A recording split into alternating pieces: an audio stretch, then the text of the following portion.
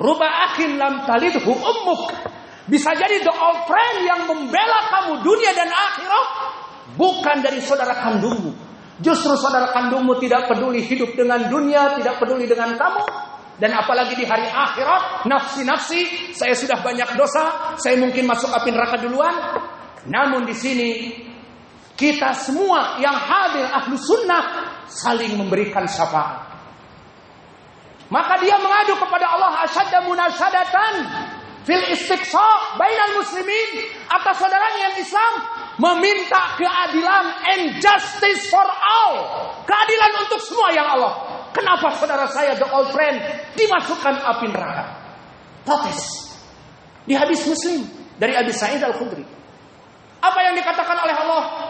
Akhriju, keluarkan mereka dengan syafaatmu. Maka disebutkan bagaimana ingin mengeluarkan mereka. Mereka sudah di api neraka. Qad hurrima suwarahum. Allah mengharamkan bagi kaum muslimin min ahlil kabair yang sunni salafi tetapi masuk api neraka karena dosa-dosanya, diharamkan untuk dibakar wajahnya. Maka bisa dilihat dari athari sujud, simahum fi wujuhihim. Wajahnya terlihat dan alat-alat wudunya guron muhajjalin, putih bersih. Lalu disebutkan di hadis sampai mana api neraka menghadap mereka?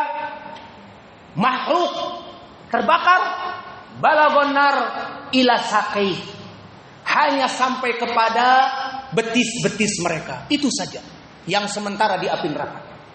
Maka fa'akhriju, kata Allah, keluarkan mereka. Maka ini saudaraku the old friend keluar, ini saudaraku the old friend keluar. Ini dulu di ma'had sama-sama makan dalam keadaan kelaparan dan berdakwah, saling bantu-membantu. Keluar, keluar, keluar. Bahkan di dalam hadis diulangi.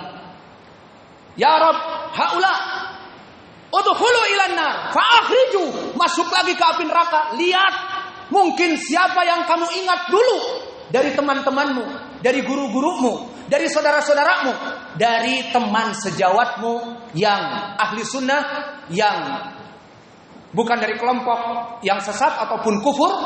Maka bisa jadi di sini dari kelompok-kelompok firaq ad-dhalah, dari saudara kita yang sufi, dari saudara kita yang masuk kepada kelompok-kelompok yang tidak dengan kita, yang berseberangan, yang contradiction dengan kita bisa mengambil sebagai syafaat.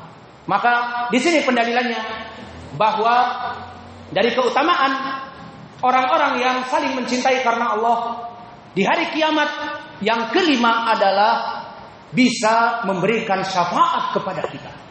Maka kalau begitu ya ibadallah, kita yang sudah stranger, sudah sedikit, dari 73, 72 masuk api neraka, kita hanya satu kelompok. Yang sudah sedikit ini sudah diambil oleh kelompok Sa'afiqah. Ingat zamannya Sa'afiqah, bagaimana fitnah di sini sama orang-orang yang ada di sini dulu memecah. Juga dengan fitnah Al-Hajawirah, semakin sedikit. Hanya berapa kita yang biasanya sampai luar kalau ada daurah. Di sini hanya berapa yang datang. Alhasil, di sini menjadi cross check bagi kita, introspeksi kepada diri kita. Kenapa yang sedikit ini lebih dikotomi lagi? Saya tidak bicara dengan si fulan itu, meskipun dia salafi. Kenapa?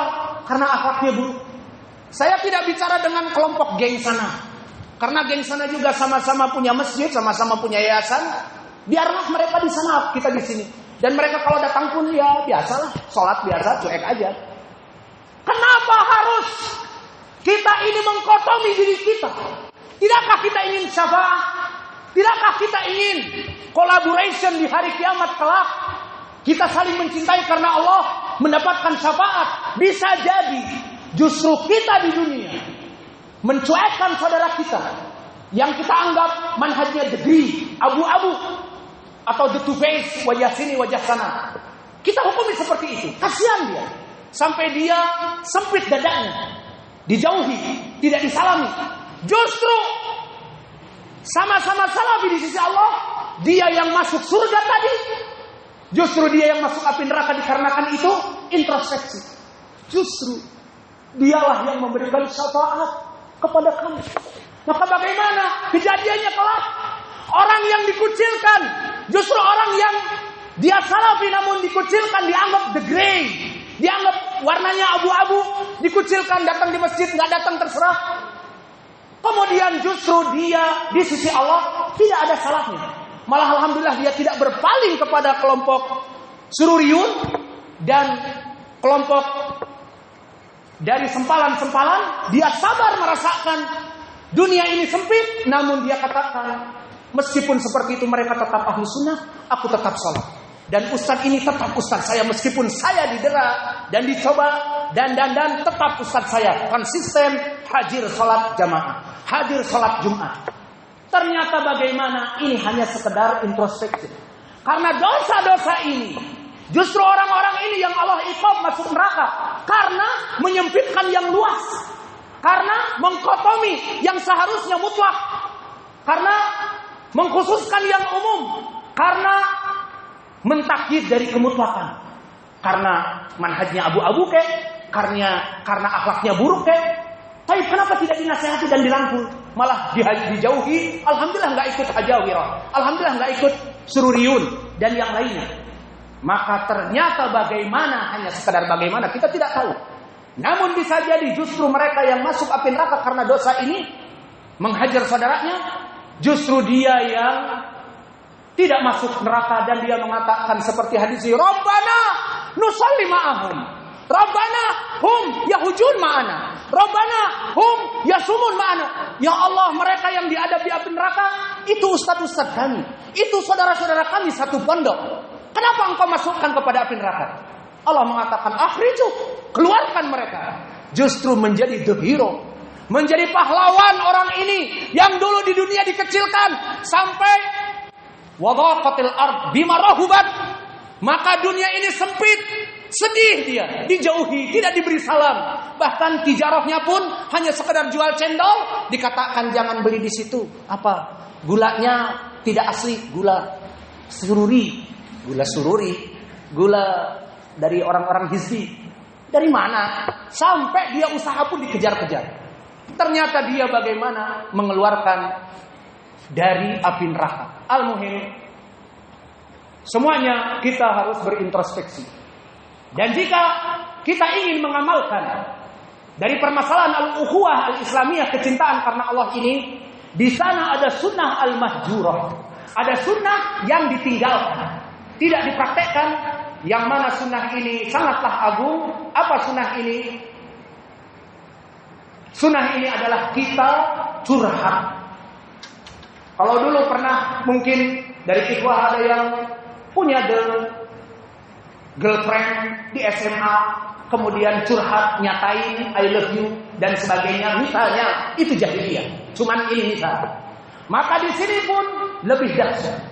Orang yang mencintai si fulan curhatkan, aku mencintai kamu karena Allah.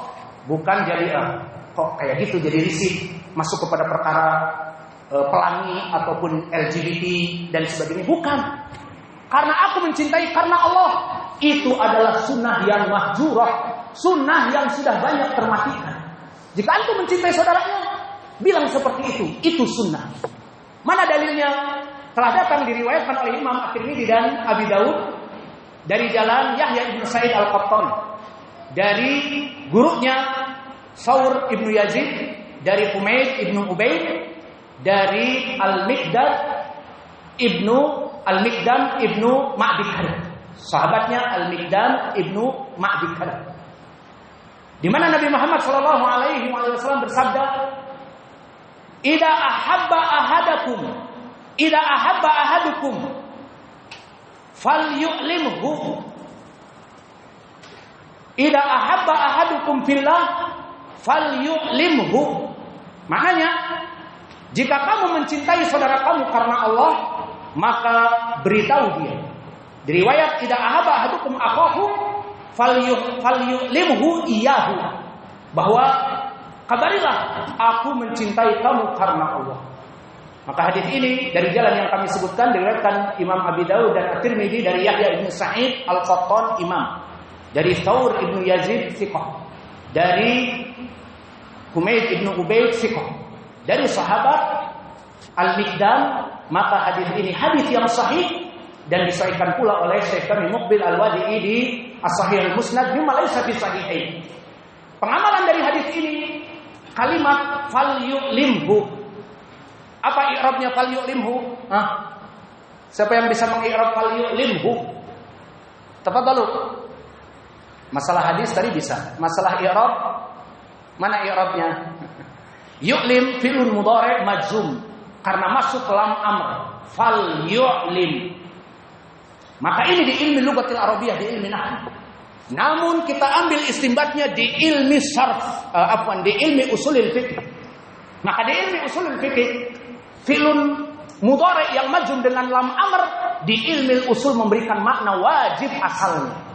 Sehingga maknanya di sini, barang siapa seseorang kata Nabi mencintai saudaranya karena Allah, falyu'limhu iyahu, kabarilah kepada orang itu, aku mencintaimu.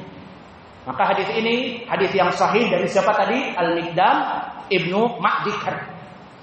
Dan lebih description lagi hadis yang datang diriwayatkan Ashabus Sunan dari Thabit dari Anas Ibnu Malik. Dan Thabit Al-Bunani, Ibnu Aslam Al-Bunani rawi yang thiqah bahkan min asbatinas dari Anas. Periwayatan yang paling kuat dari Anas. Berkata Anas Ibnu Malik, "Bainama nahnu inda Rasulillah." Di saat aku duduk bersama Rasulullah sallallahu alaihi wasallam bersama para sahabat memberikan tausiah duduk bersama, kenikmatan yang besar. Fa ata rajulun, datang seseorang kemudian berkata di majelis, "Ya Rasulullah, ini uhibbu fulanan." Aku mencintai orang ini ya Rasulullah. Hal alimtahu, apakah engkau telah curhat kepadanya? I love you. Dijawab I love you too, gitu. Al-muhim ana uhibbuka fillah. Nanti akan ada jawabannya. Maka apakah kamu telah memberikan rasa cinta curhat tersebut kepada dia? La ya Rasulullah. Idzan al-an qum, diperintah oleh Nabi. Qum, bangun dari majelis. A'lim. Karena kebetulan orang itu datang ke majelis. Maka orang ini datang dan berkata, "Ya fulan, inni uhibbuka fillah." Wahai rajul, aku mencintai kamu karena Allah. Karena orang ini mempelajari. Orang ini sholat berjamaah, orang ini muslim, orang ini. Dan zaman dulu belum ada hizbi. Zaman dulu belum ada so'afiqah dan sebagainya. Maka orang ini muslim dicintai. Maka dijawab, "Ahabbakallah kama ahbabtani fi." Semoga Allah mencintai kamu dari apa-apa yang sebab kamu mencintaiku. Maka di hadis ini, hadis yang takhrijnya sahih dari Thabit Al-Bunani thiqah dan min asbatinas dari Anas, meriwayatkan dari Anas, gurunya yang paling banyak dia pelajari, dan Anas meriwayatkan dari Nabi, berarti sanadnya bersambung sahih. Maka dari poin ini, dua hadis ini dari Al-Miqdam dan yang terakhir dari Anas perlu kita perhatikan. Dari sunnah seseorang mencintai saudaranya, curhat. Seperti mungkin dulu pernah curhat kepada yang lain, maka hukumnya haram. Sekarang curhat kepada saudara kamu, sunnah. Dan perkara seperti ini dipraktekkan bagi orang Arab biasa. Seperti para sahabat ini diperintah di zaman Nabi. Dan begitu pun di antara para masyayikh seperti itu. Dan dulu kami berkata kepada syekh-syekh kami. Yang anak ingat kami berkata kepada Syekh Al-Burai. Bahkan di daurah yang terakhir kepada Syekh Adil. Dan saya agak sedikit malu, ma'ruf orang Indonesia curhat, I love you too misalnya. Anak uhibbuk. Tapi karena Allah datang kepada Syekh, ya Syekh, anak uhibbuka fillah. Biasa bagi orang Arab. Pelukan, ditepuk-tepuk, sayang kecil oleh Syekh Adil yang besar. Wa ana ya Sa'id uhibbuka fillah. Ahabbakallah kama ahbabtani. Seperti itu sunnah. Malu, tapi seperti itu. Dan alhamdulillah kemarin malam saya menziarahi akhun al-fadil al-ustadz Wildan. Saya katakan berulang kali, ana uhibbuka fillah. Itu sunnah. Maka alhamdulillah jauh wa ana ahabbakallah kama ahbabtani. Maka ajarkan bagi kalian sunnah-sunnah seperti ini.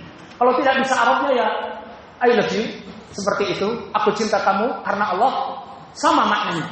Alhasil ini sunnah yang dimatikan. Maka dari pengamalan sunnah ini, kalau saya dengan pembina antum sudah mengatakan, maka saya Sa'id Al-Bandunji yang datang dari Dharmasraya ke Batam dan melihat antum wajah-wajah yang penuh kecerahan sunnah, saya mengatakan kepada yang ada di kanan sampai yang di akhir, walau alam berapa orang, ada 100 atau kurang atau lebih, ana Sa'id uhibbukum fillah. Apa jawabnya? Ahabbakallah kama ahbabtani misalnya. Maka saya ucapkan seperti itu untuk menghidupkan sunnah, dan yang kedua untuk lebih menjalin di antara kita ukhuwah al-islamiyah. Maka sunnah itu hidupkan, karena menghidupkan sunnah banyak sekali keutamaannya. Maka inilah dari sunnah di saat kita mencintai saudara kita.